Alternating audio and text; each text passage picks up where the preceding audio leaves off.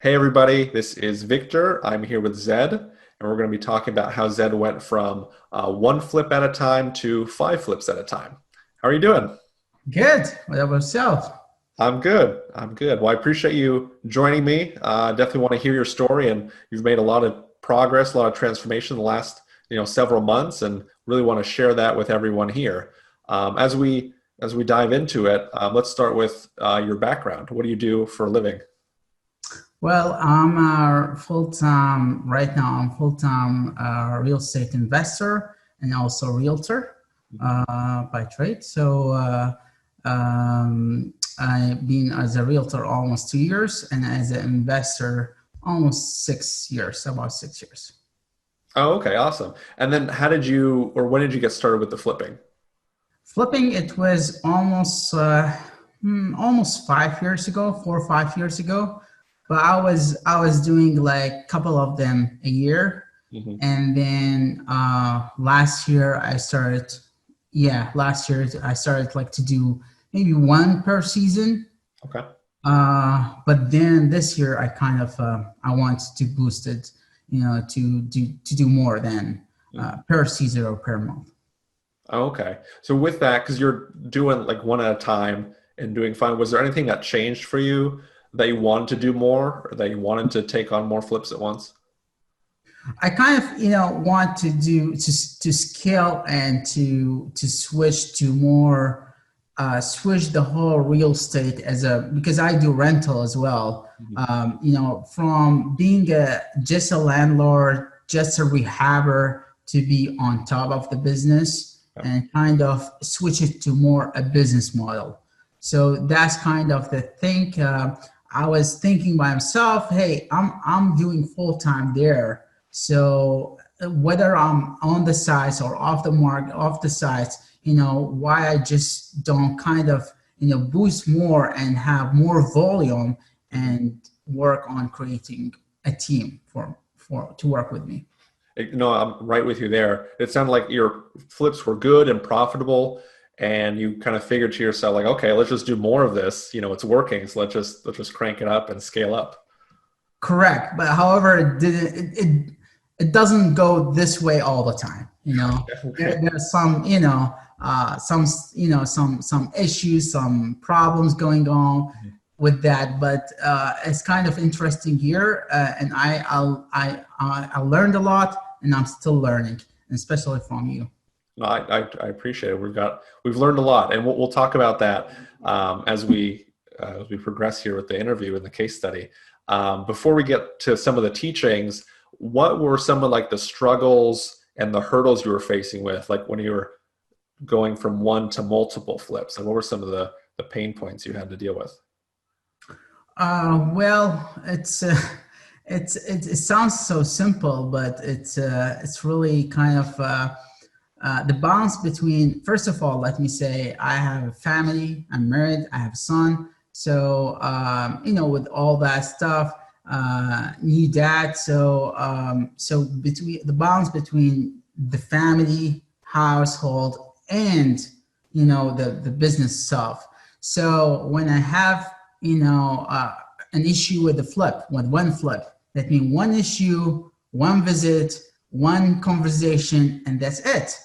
When you have five or six in the same time, and it just with being realtor and all the transaction deals and client, I kind of I end up like thinking, do I really want to do that? It's like one time it's just is I'm not able to handle it. Mhm. Between the coordinating with the contractor, hiring contractor, putting the scope of work together, managing the whole crew, okay, or kind of the whole situation, following with the city, permits, issues with whatever it needs, all these details. It's kind of been tough with putting together.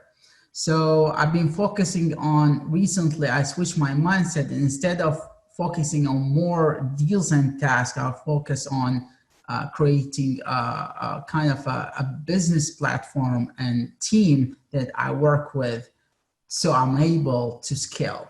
Mhm. And obviously, earlier this year, boosting or scaling, the number and the volume without the team, it was kind of the big failure for me. And to be honest, I'm glad that I did it, because it taught me a lot. Mm-hmm. Well, that's a really good segue. So, like, what are some of the things you taught? I mean, you talked about just some of the issues, because if you do 5 times as many flips, you have 5 times as many problems. Mm-hmm. And just 5 times as many problems on one person is a lot. So, like, what are some of the things you learned, or what are some of the takeaways as you've been through this journey here? First, we just talked recently about hiring the crew or contractor. Never kind of hire one person or one crew or contractor to handle multi-projects at one time. It just kind of, and try them with a small project, small job, and then scaling them to kind of a bigger job, then maybe one remodeling or flip, or one project, and then maybe another 1 or 2. One mistake I did, I kind of trusted one resource, and I kind of, take over more projects, and I had some issues. But the good thing, I'm learning, and then I'm taking action, quick action, to not kind of not to be extended to bigger problem. Mm-hmm. Well, I've made the same mistake in the past, unfortunately, as well, where, like, okay, someone did great on like a little job, and like, okay, I'll throw them 3 houses, and they'll handle like 3 of my flips at once. And I know you went through a similar thing, and it doesn't usually end up well. So the good takeaway is exactly like you say, like, scale them up slowly, or like, just work them in slowly with Yeah. regards to the contractors, because And the other thing that I kind of learned with the is I used to do everything by myself. Okay, even though I'm not as a contractor or rehabber or builder, but it just from going to the site, taking picture, putting the scope work, and all that stuff. Now I'm working with kind of couple assistant. Okay, and between transaction coordinators, assistant, project manager, kind of, I'm building that team. It's really kind of quite some experience, or kind of experience. It's tough kind of a little bit tough for me to work with other people. They don't have the same mentality, the same way of thinking, so you have to, kind of get them into every level aspect of that project and deal, or the job. And kind of I have to make time for myself and also for them, so that's kind of was tough for me. And then throughout the year, I kind of hired assistants or hire people that work with me, but it didn't work, so I have to rehire again, and so on. Because you think it's going to work, and it just turned out it's not. It doesn't always. Yeah, that's the unfortunate thing with that. So, are you, long run though? Are you glad you hired those people and got those things off your plate? Say that again. Oh, so long term though, like, are you happy that you are hiring people and don't have to handle everything yourself? Oh, I'm more than happy. It's a So it's struggle worth it, in the yeah. beginning, but right now, for example, so a couple of months ago, I used to handle all, like, talking about realtor, being a realtor. Not like, I used to handle almost A to Z, and then I hired a couple people, but didn't work. Then recently, I kind of met a person, and it just worked out. Now, like, my transaction from A to Z, it just kind of, there is full-time assistant, working in there. I just handle the deal, follow up the transaction, and follow up with the client, all what I do. The rest is taken care of. Same thing for flip. Right now, like, the last couple of days, I have someone who's, I need pictures for property. So he went there to help me with that. I need some to do calls on kind of some actions, or some maintenance, some to check with the city, I kind of, it doesn't have to be, it doesn't get handled the way it's supposed to be sometimes, or the way it should be. But at least if they save me an hour, 2 hours per day, for whatever I pay them, or whatever per job, that save me a couple hours. I can focus on getting more deals, or cold calling, or prospecting, or putting an offer on a property. I was about to ask you, like, you're using that time for something else, like something higher value is what you're getting at, right? Yeah. So my focus, hopefully by kind of by end of this year or by next year, is kind of, I focus on more, just bringing more business. That's kind of thing. And I kind of focus more, getting more deals, buying more deals, and whether I buy them, sell them, whatever it is, off market, on market, and you kind of have a person or someone who handle each aspect, and I kind of follow up or overall on the business. Mm-hmm. You become more of like a leader versus a doer. Like, you're not the person necessarily doing everything. You just delegate that. By the way, my transaction coordinator or co-agent, she said, she's working with me. She said, in the conversation, she said, "You're a great leader." I told her, I'm That's awesome. About something. I told her I'm not sure if I consider myself great leader, but I kind of, I try myself. I try to push and then try to give all the way to the end, to be great, leader. Mm-hmm. But I hope that I am.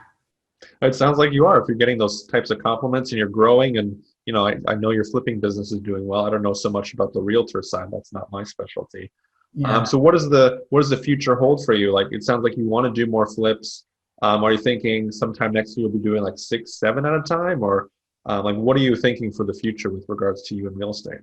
It's an interesting question, because just a couple months ago, I was thinking, to kind of boost it, or kind of to scale to close to be more doing 5 to 10 flips per time or per season, let's say, because usually I usually talk about per season, because usually flip from buying it to close to buying it and close to sell, it takes about season. It takes about a month and a half to 2 months and a half usually, let's take quick flips. So about, let's say average 2 to 3 months. Mm-hmm. So that's why I'm talking per season. I mentioned per season a lot. But now, to be honest, I'm not. Like just 2-3 months ago, I was thinking about that, and now I'm not really, because I'm thinking, let me make sure that 2 or 3 flips that I'm doing, like at once or per season, I make sure every aspect and every step is just perfect, good, completely on top of the business, not in the business. Like every while I'm on top of the business, and then some days just goes like that, and I'm into it. And now I cannot handle any of bringing more business, focusing on bringing more deals, focusing on off market and on market. So I don't want that kind of happen again. So once I get to that step, if it's going to take me till next year, 2 years from now, 4 years from now, I'm okay with it. So that kind of what I call my mindset is switched from a couple months ago and now. Mm-hmm. And one of the reasons, I like about you, you taught me a lot about that, scaling, it's not about just numbers and just, going from 2, 4 to 2 to do more 5 and more. It's all about checking each step, checking every aspect. I learned a lot from you that, I have to kind of be in control of my timing. And that was one of I think he noticed in the beginning, and still, you kind of struggle with my timing, my schedule. Like it's any time, anywhere, wherever, whenever. And kind of this thing is with me. It was affecting me, and I'm more organized, more into details, more. Hey, I have like one of the things that I learned from you. You have every Monday or every Tuesday, you have that call or interview or meeting with your contractor or with your project manager or whoever. I'm like whenever, after 2 days, maybe next week. No, you have it like this is it. That's every Monday, every whatever. That time is for that. So I kind of learned that, and now I'm trying to implementing that. Action or that thought, so kind of, I'm trying to I'm trying to make sure that couple flips that I'm doing is really, in a really kind of, to be make sure that everything is perfect situation, and then scale to the next step. Because I do rental as well, okay, and that's kind of, I have over 20 units rental, and I'm actually closing on another one very soon. Nice. It's kind of ready, property, so I don't need to do that much, and I already, it's going to be handled by the property manager. So that's why I kind of I need to focus on doing this the things the right way. Well, especially since you have so much going on, like you have rentals, realtor, flipping. Obviously, you have a family and all that stuff. It's hard to like, okay, I want to 10x my flipping now. I don't want to do 5 at a time. I want to do 10. Like, there's only so much you can handle. So I'm with you. Like, scale up, but like do it right and do it slow, and you'll be surprised where you are 2-3 years from now. You'll be like, oh, I'm doing 20 at a time. I didn't even know, but you got the fundamentals correct. Yeah. I remember you had the 5 that you have now, and you're talking about, I don't know if you remember this, you're talking about, oh, there's a portfolio of another 5 to buy. Do you remember that? Okay. I remember saying like, hey, let's just slow down, let's get these 5 done, then we can worry about buying some more. So I remember. Yeah. I remember that I sent you the 5 deals, and I remember where is it, and I remember exactly now. I remember everything, and you told me like, "Are you sure?" Like, kind of slow down, and then it took me at that time. It took some of my early. I want to take this deal, but I'm so happy that I didn't take it. Yeah. No worries. Well, we're learning. That's the biggest thing. Like, we're learning, improving. Very cool. Well, with that in mind, would you recommend others work with me? Oh yeah, of course. Yeah, I definitely, recommend whoever, whether, whether a starter and special starters, or, people that they have been into the business for a while, and they kind of learn to scale their business. Definitely, I recommend them to work with you, get the right coaching, and all that stuff. I appreciate it. Thanks for the kind words there. And then, why should someone listening take action now? Because there's no, now is different than tomorrow, and I learned that lesson a lot, to be honest. All the time, I'm like, hey, let me put it to, like, later on, whatever. It just it's now the time, all the time. I don't know the right answer, but it's definitely whenever you think about something to do some research and go for it. I think that's spot on. I think that's a good answer. Well, again, I appreciate you taking the time. This has been fantastic. I hope the people watching also get something from this. Like, any final thoughts, any final comments, lessons as we wrap up here? I actually just want to share something quickly. Recently I started to post about, I close about this deal or whatever, share my thoughts, and people start to reach me out, you know, hey, I want to start getting into investment. I want to start being a realtor and all that stuff. And you know, when you start coaching and training and giving, you know, back to the community or people, you know, somehow, some way, doors start open to you.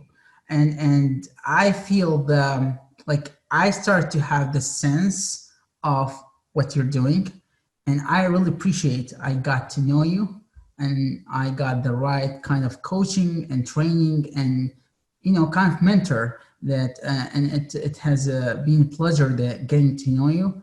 And hopefully one day we you know, we meet and you know, in person. And I think you're in Florida, right?